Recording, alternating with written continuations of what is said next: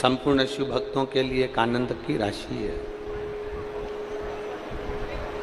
बोल हाटकेश्वर महादेव की। तो ये पवित्र भूमि पर बैठकर, ये पवित्र भूमि पर आप और हम छत्तीसगढ़ की इस पवित्र भूमि से शिव महापुराण की कथा को श्रवण कर रहे हैं।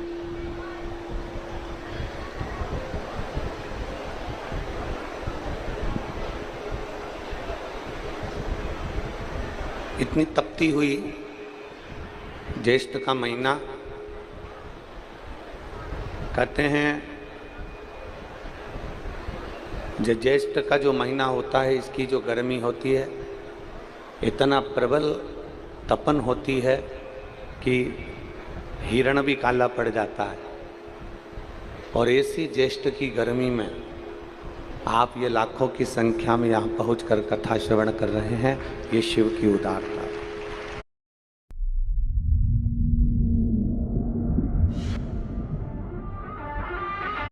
कर रहे हैं, ये शिव की उदारता, ये भगवान शंकर की करुणा है, ये उनकी उदारता।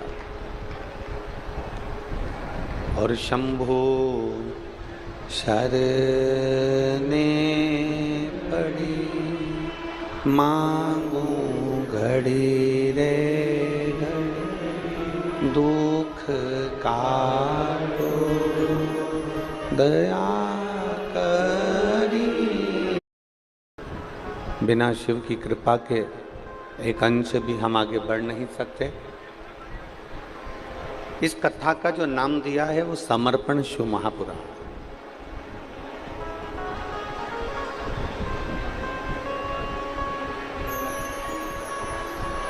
समर्पण से मतलब है अपनी जिंदगी के, अपने जीवन के जितने दुख हैं, जितने तकलीफ है, जितने कष्ट हैं, अपने जीवन की जितने तकलीफें हैं, अपने जीवन के जितने दुख हैं, अपने जीवन के जितने कष्ट हैं, और अपना संपूर्ण जीवन भगवान देवादिदेव महादेव को समर्पित कर दे, भगवान देवादिदेव महादेव को दे दे। समर्पण ये नहीं होता कि हम मंदिर में जाकर बैठ गए, मतलब भगवान के प्रति हमारा ज़्यादा लगाव हो गया तो हम समर्पित हो गए।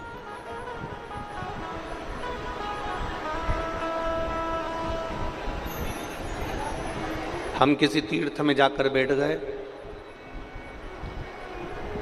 तो हम वहाँ जाने पर ऐसा लगा कि हम तीर्थ के प्रति समर्पित हो गए।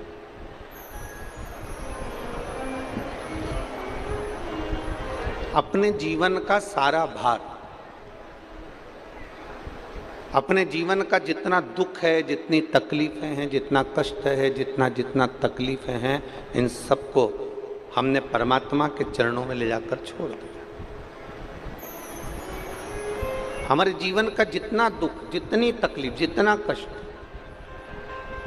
जो भी है, हम उसको परमात्मा के चरणों में ले जाकर छोड़ दें, हम भगवान के चरणों में ले जाकर रख दें, तो समझ लेना कि हमारी जिंदगी का समर्पण हो गया।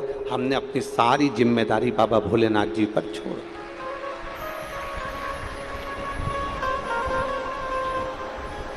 अपनी संपूर्ण जिम्मेदारी, थोड़ा नीचे कर, अपनी संपूर्ण जिम्मेदारी देवादिदेव महादेव पर छोड़, संपूर्ण जिम्मेदारी।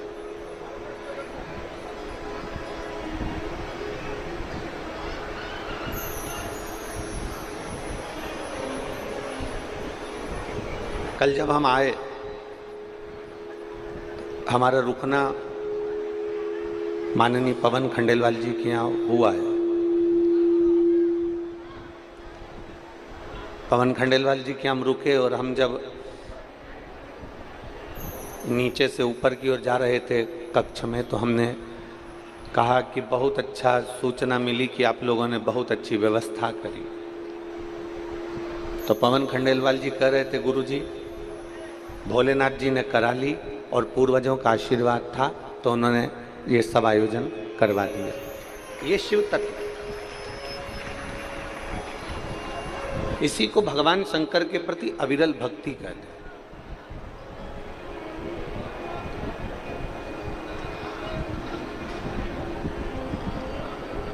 कल गाड़ी में बैठकर आ रहे थे तो सभी लोग बता रहे थे कि बहुत अच्छे से व्यवस्था करी गई है, पंडाल लगाए गए हैं, पीने के पानी की व्यवस्था करी गई है और फुहारे लगाए गए हैं जिससे गर्मी का टेम्परेचर थोड़ा सा कम हो पंडाल के अंदर। यदि आप भगवान देवादिदेव महादेव के प्रति समर्पित हो रहे हैं,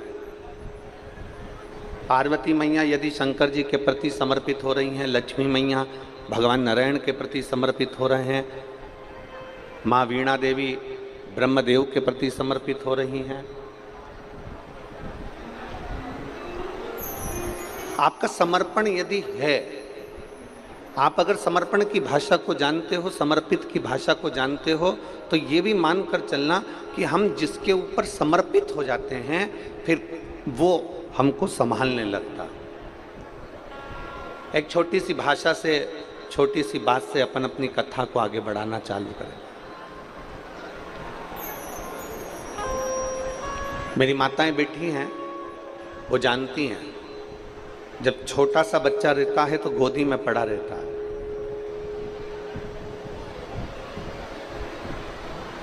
छोटा सा बच्चा कोई काम करता है क्या?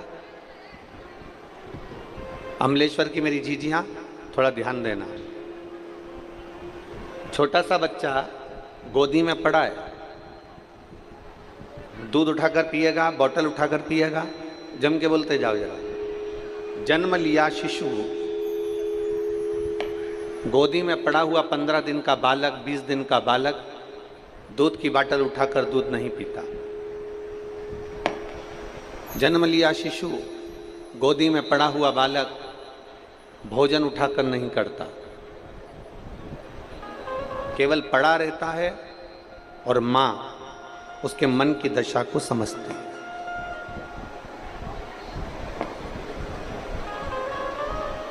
मां उसके भीतर की दशा को समझ रही है। बच्चे को भूख लगी, मां ने उसका चेहरा पढ़ लिया और मां ने उसको दूध पिला दिया।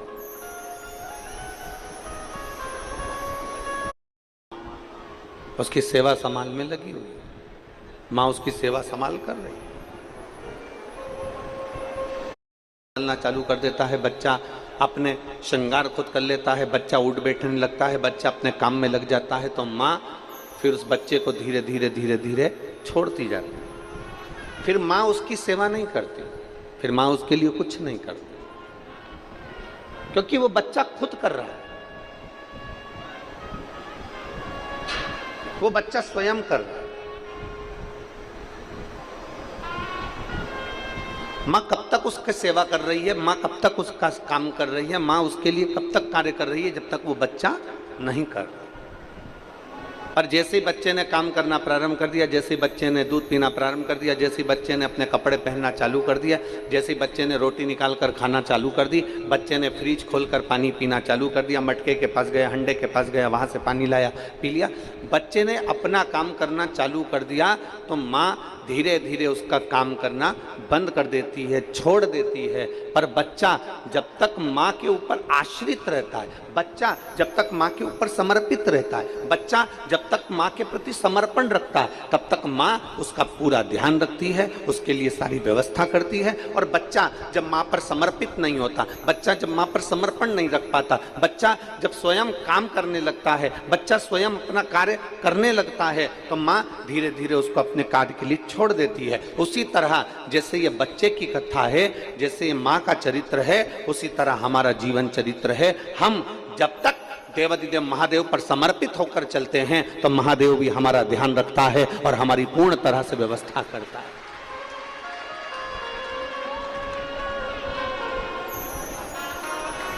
आपका समर्पण, आप जितने समर्पित हैं परमात्मा के प्रति, परमात्मा उतना आपका ध्यान रख रहा है, परमात्मा उतना आपके ऊपर आश्रित है, आपके ऊपर उसकी दृष्टि है। हमने पहले एक बार कथा में कहा था, आपके भी स्मरण में होगा, हम पहले कथा में एक बार कहे थे,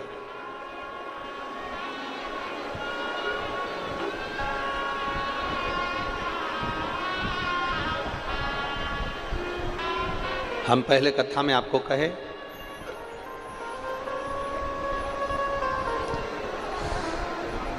कि चोर की नजर आपके धन पर होगी, चेन पर होगी, मंगलसूत्र पर होगी।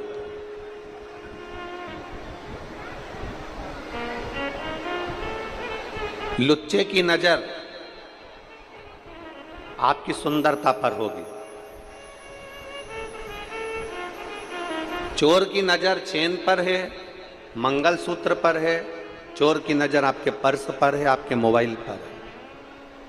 लुच्चे की नजर आपकी सुंदरता पर है, आप कितने सुंदर हो आपको देखकर आपकी ओर आकर्षित हो। चोर की नजर चेन पर होती है, धन पर होती है।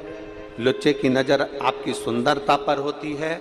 और मेरे महादेव की नजर जो भगवान की भक्ति में डूबा रहता है उस पर निरंतर बनी ही रहती है।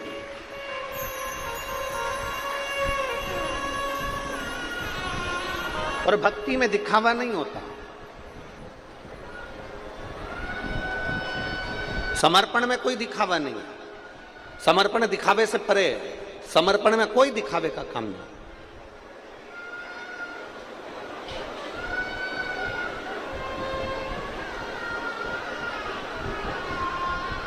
चार पांच फूल लेकर आप मंदिर के अंदर गए और थोड़े से फूल लेकर आप जब मंदिर के अंदर पहुंचे और मंदिर में जाकर आप फूल लेकर पहुंचे हो और चार लोगों को अगर दिखाकर वो फूल समर्पित कर रहे हो तो भगवान वो फूल स्वीकार नहीं करता। आपका वो समर्पण श्रेष्ठ नहीं है। आपने अगर दिखावा कर कर कुछ कार्य किया है तो वो उसमें श्रेष्ठता नहीं है। आप किसी को बताकर अगर कुछ दे रहे हो तो उसमें श्रेष्ठता नहीं। आप किसी को जताकर अगर भोजन करा रहे हो तो उसमें श्रेष्ठता नहीं। शिव महापुराण की समर्पण, शिव महापुराण की कथा कहती है कि आप किसी से मत कहो, अपने हृदय से, अपने चित्त से, अपने मन से, केवल समर्पण भाव से, समर्पित भाव से, अपने को हृदय से समर्पण भाव से हमें केवल प्रदान करना, केवल प्रदान। और तेरा ही दिया मैंने खाया पिया है तेरा।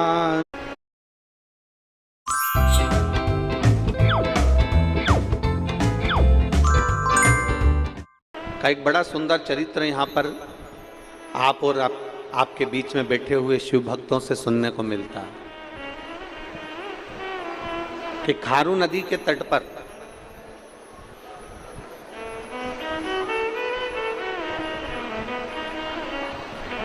वन को जाते समय जब भगवान राम मां जानकी के साथ में विराजमान थे, लखन लाल जी साथ में विराजमान थे, तब भगवान राम जी ने एक प्रतिज्ञा अयोध्या से चलते समय ली थी कि प्रतिदिन शंकर के शिवलिंग का निर्माण करना है और उसकी पूजन करना है प्रतिदिन।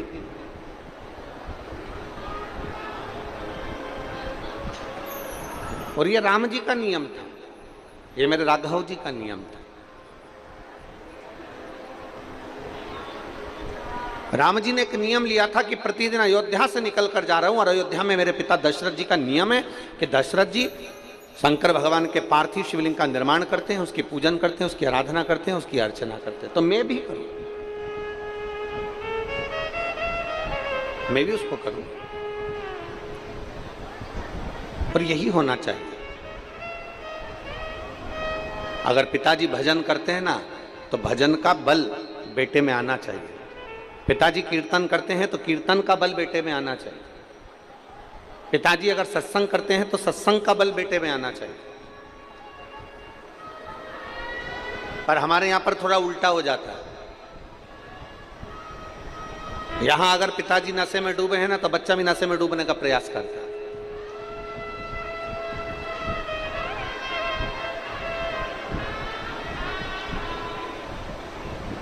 पर मैं छत्तीसगढ़ सरकार को और छत्तीसगढ़ की पुलिस प्रशासन को,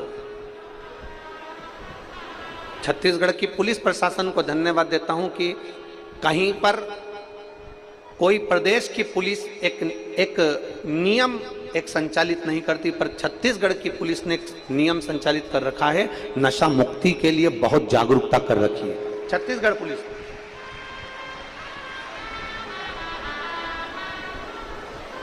नशा मुक्त करने के लिए छत्तीसगढ़ पुलिस कहीं ना कहीं अपनी अपनी जागरूकता अभियान चलाती रहती है और बहुत साधुवाद है उसको, बहुत साधुवाद, धन्यवाद।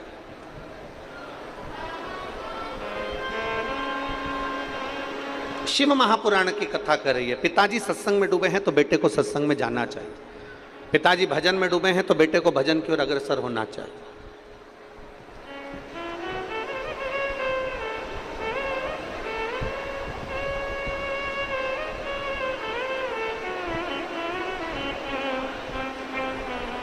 एक निवेदन है आप लोगों से, अगर आप लोग स्वीकार करें तो बहुत अच्छी बात है। अमलेश्वर के सभी शिव भक्तों से निवेदन है, अपने साथ में पानी की 2-2 बाटल लाए हो कि नहीं लाए हो? जम के बोलो जरा, लाए हो? तो आपके पास में अगर कोई पानी बांटने आ रहा है तो उनसे कहिए ये धूप में जो पब्लिक खड़ी हुई है पंडाल के बाहर, आप पानी अंदर देने की जगह उनको दीजिए। बोल सकते हो? जम के बोलो जरा। 7 दिन की कथा है, यजमान परिवार कथा करा रहा है। श्री पवन जी खंडेलवाल हुए, सागर खंडेलवाल हुए, विशाल खंडेलवाल हुए, श्री मोनू साहू जी हुए, ये सब मिलकर कथा करा रहे हैं। इसलिए करा रहे हैं कि आप कथा को ग्रहण करो। एक 10 रुपए की बोतल के चक्कर में, 5 रुपए की बोतल के चक्कर में आपकी जिंदगी भर की पूंजी मत छोड़ देना। ये शिव पुराण तुम्हारे हाथ से ना निकले। जो पर बसों के ऊपर, गाड़ियों के ऊपर जो टेंट के अंदर बैठे हैं, आप उनसे कहिए वो लोगों को पानी दीजिए, क्योंकि उनको पानी की जरूरत पड़ेगी, क्योंकि धूप की तपन एकदम तेज पड़ रही है। और कथा चित्त में उतारो। और शंभु शर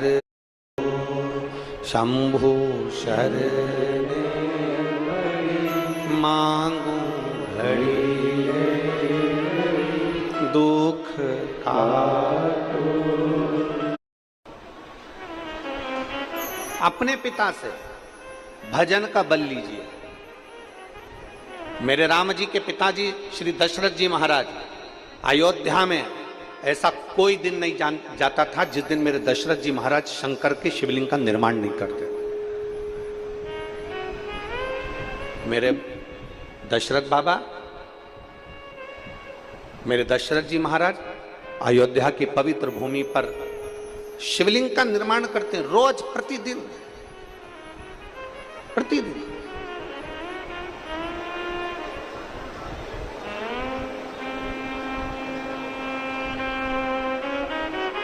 और भगवान शंकर से रोज प्रार्थना करते हैं, रोज प्रतिदिन। कौशल्या जी ने राम जी से पूछा कि राम, अयोध्या से जाते समय तुम कुछ लेकर जाओगे क्या? अयोध्या से तुम जा रहे हो तो कुछ लेकर जाओगे राम? तुम कुछ ले जाओगे? मेरे राम जी का उत्तर प्रत्येक सनातनियों की बुद्धि में होना चाहिए।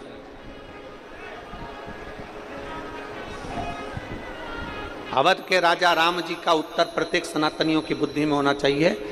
राम जी से कौशल्या मैया पूछ रही है कि तुम वन में जा रहे हो तो राम तुम कुछ लेकर जाओगे?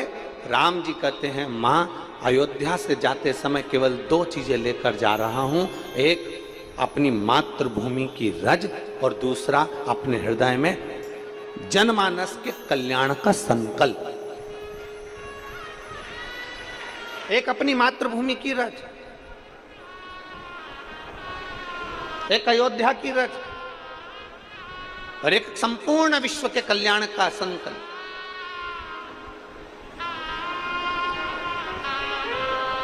आप में, हम में और राम जी में बहुत अंतर है।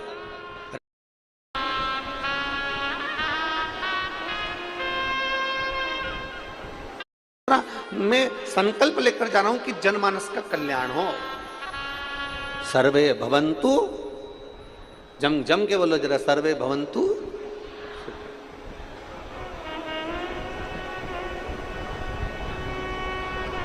ये संकल्प लिया है राम जी।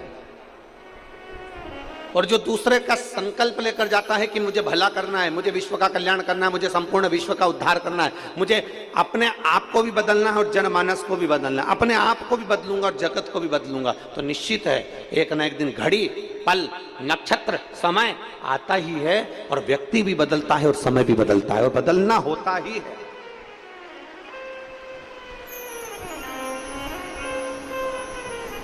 बदलाव। लोग कहते हैं गुरु जी हम आपसे एक बात पूछें, तो लोग प्रश्न करके कहते हैं कि ये बताओ कि आप इतनी सारी कथा कहते हो, इतने सारे शंकर के भक्त कथा सुनने के लिए आते हैं, लाखों की संख्या में लोग कथा में पहुंचते हैं, ये कितने लोग आपकी कथा को अपने अंदर उतारते हैं? कितने लोग? अब यहाँ ढेर सारे लोग भक्त लोग आए हैं, पंडाल के बाहर लोग खड़े हैं, गाड़ियों में खड़े हैं, पंडाल टेंट में खड़े बैठे हैं, यहाँ बैठे हैं, कोई गाड़ियों पर जेसीबी पर चढ़े हुए हैं, कोई कहीं बैठे हैं, कोई कहीं बैठे हैं। जरा विचार करिए गुरु जी, इतने सारे शिव भक्त आते हैं, इतने सारे शंकर के भक्त में कितने भक्त हैं जो आपकी कथा को अंदर उतारते हैं?